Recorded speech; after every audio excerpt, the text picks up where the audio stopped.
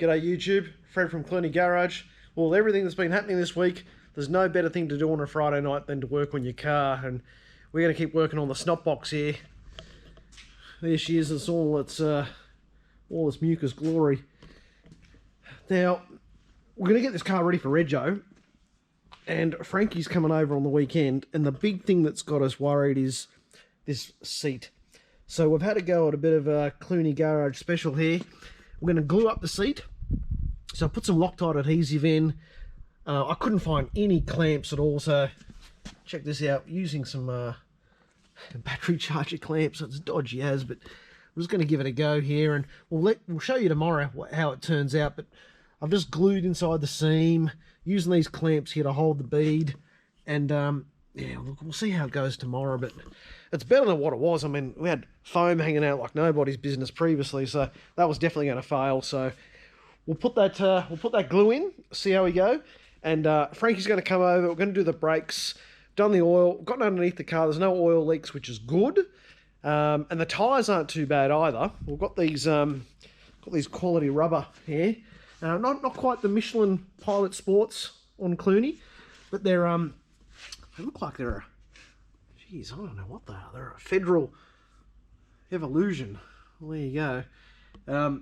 They've got a bit of tread left on them, you know, so I think they'll pass a Rego inspection. We've checked the lights, we've checked the indicators, and all the easy stuff like the VIN and the number plate. We've done all that. All checks out.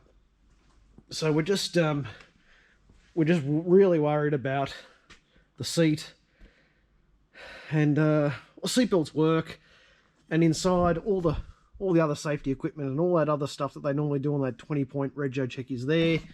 But you never know. Frankie's going to come over. He's going to swap his car. He's going to grab this car, and he's going to take it in, and it'll be interesting. If he gets knocked back on something, well, hell, that's an episode in itself.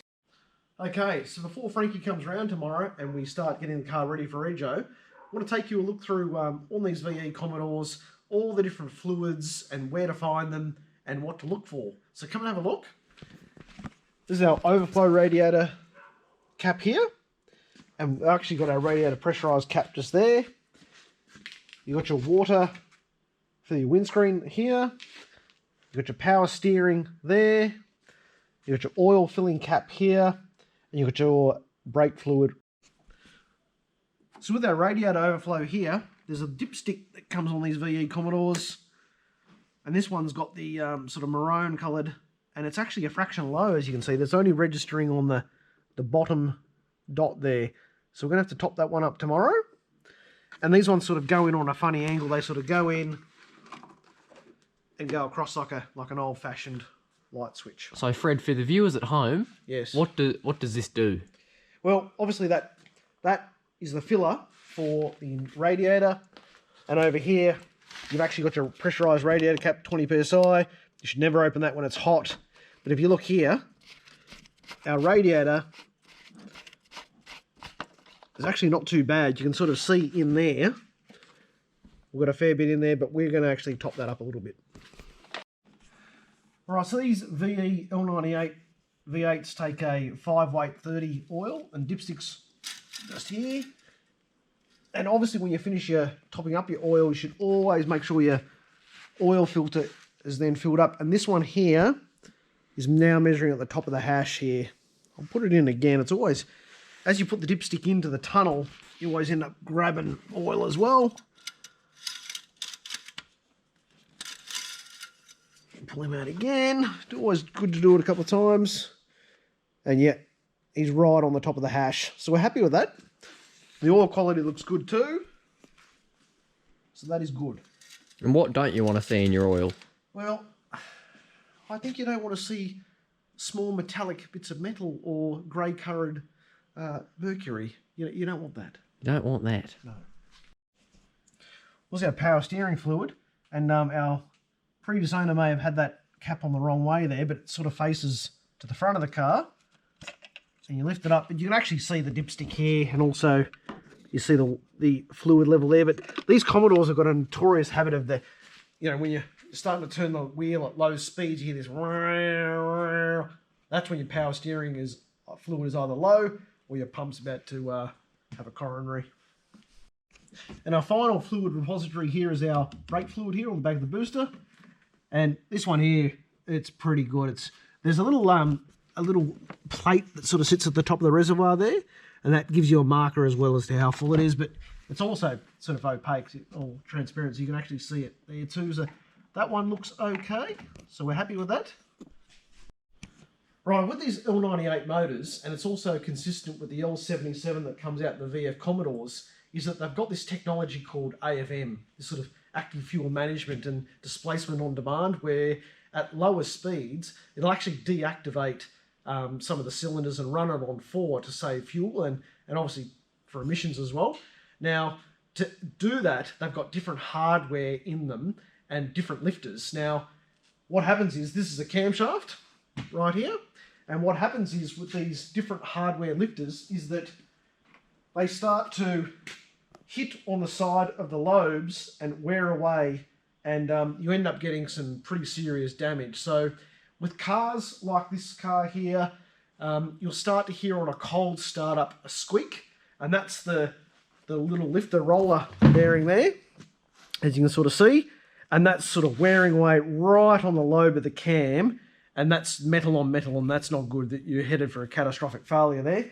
So really important to keep an eye on these Commodores. If you hear that squeak, that's bad news. And the other thing is, it's a good excuse to go get yourself a big ass lumpy cam, hopefully a Brian Tooley, and at the same time you get yourself better aftermarket lifters. You can reuse the lifter buckets and all that sort of stuff here, but lifters on these Commodores, they're a known failure point.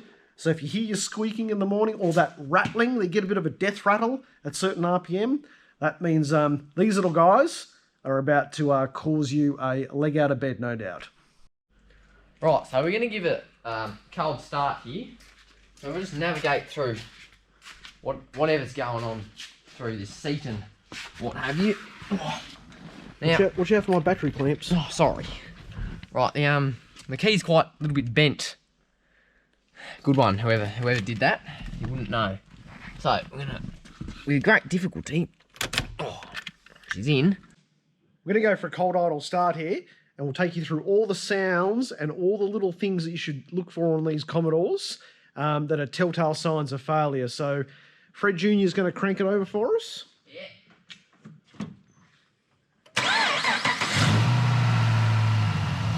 Alright, so you hear a little bit of valve train noise when it's cold, but one of the main things you look for is this little pulley over here. They're notorious for having bearing noise. And you're just hearing for those lifters rattling, and luckily we've spun the oil on this one, so I can't hear that classic lifter rattle.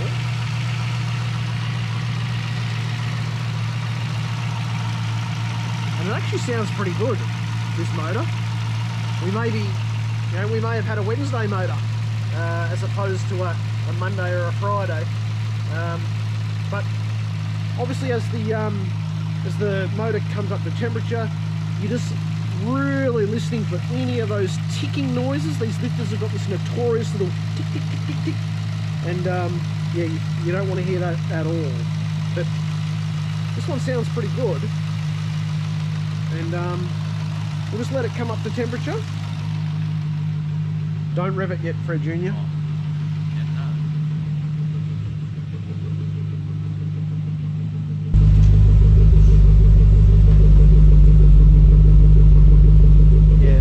Doesn't sound too bad. Alright, just going to go for a little mild slow rev.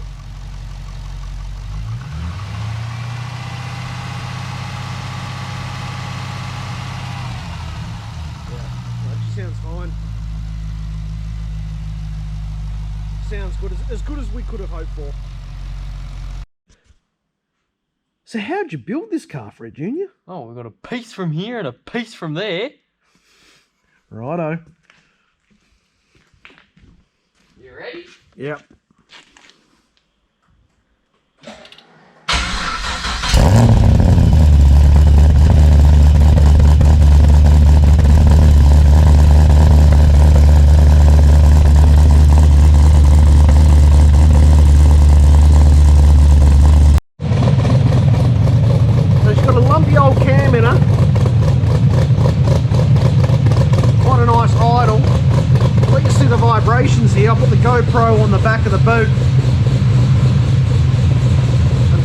rattling around like nobody's business. The neighbours love it.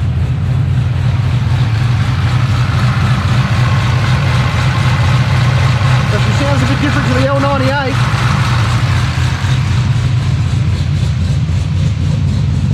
Just give it a slight little rev here.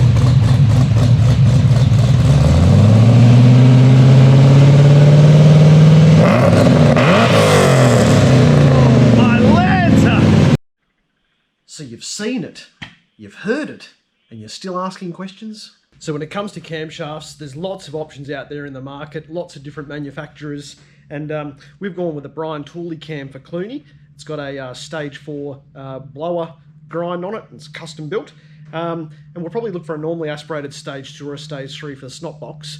But again, so many choices. We're going to do a whole episode on camshafts, what all the different numbers and the angles mean, and the lift. And the main things you need to worry about when you're looking at camshafts is don't buy something that sounds as though it's going to be mental, because you might have a nightmare as a daily driver. So, and there's no way we could have Clooney's cam in an everyday car-driven application. It'd just be a nightmare. But the main things you need to worry about with your lobes, as you can see on the side of the cam here, is the height and the lift, the duration of the lobe, which is the lobe separation angle, and then you've got your angles for inlet and exhaust as well. We'll go through all of that in a separate episode. And have a look in the link below for the camshaft that's in Clooney. It's another day working on the Snotbox, and let's just see how the glue on our seat piping has set there. And have a look at this ingenious use of battery clamps to get that bead together on the glue. Let's take them off here. And we haven't damaged the leather here at all, which is good. And that's it. And you can see at the top there, I glued that the other day, and I did put glue in here, but I just wasn't happy because the glue was starting to pop out of the bead. So I am going to touch that up with paint, and let's see the aftershot. Okay, so all our paint's dried, and that's the seat repair from this side. It's probably the better side. It's a lot better than what it was. Let's go around the front.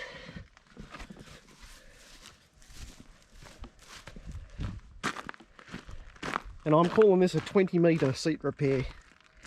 A bit like those paint jobs that look good from 20 metres out, but yeah, let's see if it passes. We couldn't have it the way it was, and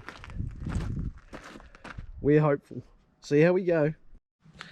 So that concludes our episode 2 of rebuilding the Snotbox and getting it ready for Rego. And it's going to be interesting to see. It looks pretty good out here in the sun. Got a few more jobs to do the servo. I'm going to hose the rest of that tray out. Probably try and paint it as well for our episode 3. And I'm going to let you know how it goes. Our Rego inspection. We're quietly confident. Can't do much more than what we've done. Fix the easy things. Transfer it into our name. And get to the track and start racing.